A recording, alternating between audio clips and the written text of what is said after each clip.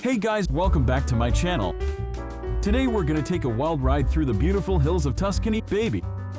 You know you've always dreamed of taking a road trip through Italy, and Tuscany is one of the most popular destinations in the world.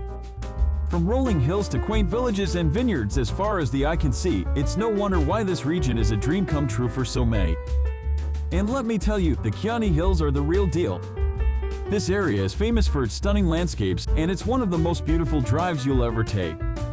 Just imagine cruising down the Chianti Road, which runs from Florence to Siena and is considered one of the most beautiful roads in Italy. Trust me, you won't regret it.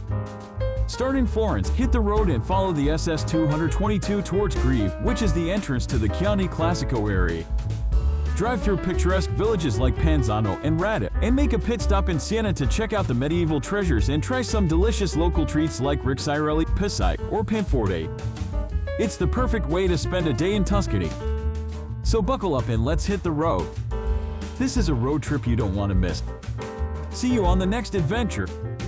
Thank you for watching, and make sure to subscribe for more travel adventures. If you like this video, don't forget to give it a thumbs up and turn on the bell to stay updated with new content.